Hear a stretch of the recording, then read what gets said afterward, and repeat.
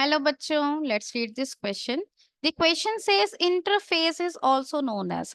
हमसे पूछा गया है कि जो इंटरफेस है उसका दूसरा नाम क्या होता है।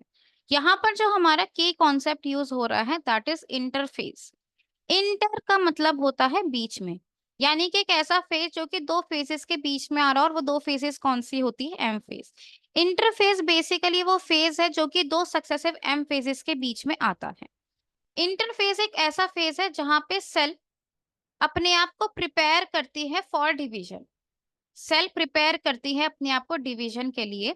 इस दौरान वो क्या करेगी? जितनी भी उसकी सेल ऑर्गेनेलीज है उसका डुप्लीकेशन करेगी, डीएनए का डुप्लीकेशन करेगी, आरएनए का डुप्लीकेशन करेगी, प्रोटीन का डुप्लीकेशन करेगी, एटीपी का डुप्लीकेशन करेगी, और उसके अलावा जितने भी अदर कॉन्स्टिट्यूएंट्स है सेल के उन सभी का डुप्लीकेशन करती है। इंटरफेस मोर देन 95% जो ड्यूरेशन है सेल साइकिल का उसे कॉन्स्टिट्यूट करती है। ठीक है। और ये बहुत ही ज्यादा लॉन्ग रहती है, यानी कि बहुत ही ज्यादा लॉन्ग स्टेज है। और ये कैसी होती है? नॉन डिवाइडिंग होती है। यहाँ पे कभी भी आपको किसी भी तरह का सेल डिवीजन देखने को नहीं मिलेगा। यहाँ पे सेल जस्ट अपने आप को प्रिपेयर करेगी डिवीजन के लिए। इतनी बात समझ में आई? जो इंटरफेस होता है उस इंटरफेस को हम रेस्टिंग फेज के नाम से भी जानते हैं। क्यों हम कह रहे हैं इसे रेस्टिंग फेज? यहाँ पे तो सेल अपने आप को प्रिपेयर भी कर रही है, ऑर्गेनेलीज का डुप्लीकेशन भी करे, तो हम इसे रेस्टिंग फेज क्यों कहते हैं उसको समझते हैं। ध्यान से सुनिए। जो हमारा सेल साइकिल है उसका मेन मकसद क्या है? सेल को डिवाइड करके डॉटर सेल्स बनानी है।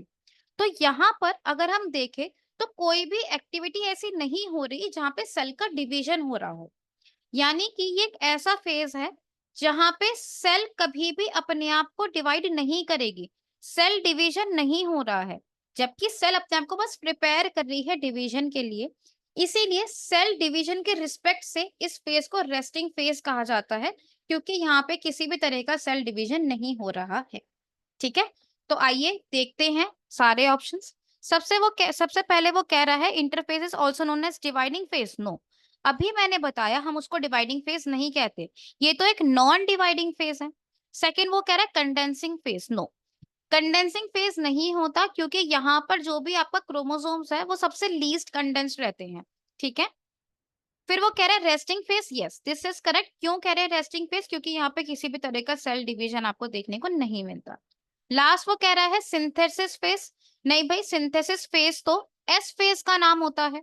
जब हम इंटरफेस की बात करते हैं तो इंटरफेस क्योंकि लंबा है तो हमने उसको फर्दर 3 स्टेजेस में भी डिवाइड कर रखा है। सबसे पहले आती है G1 phase, then we have S phase and then we have G2 phase. तो जो आपका एस फेज होता है उसे सिंथेसिस फेज कहा जाता है।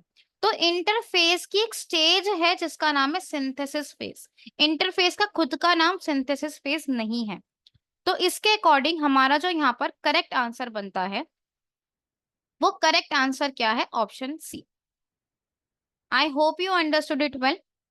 Best of luck.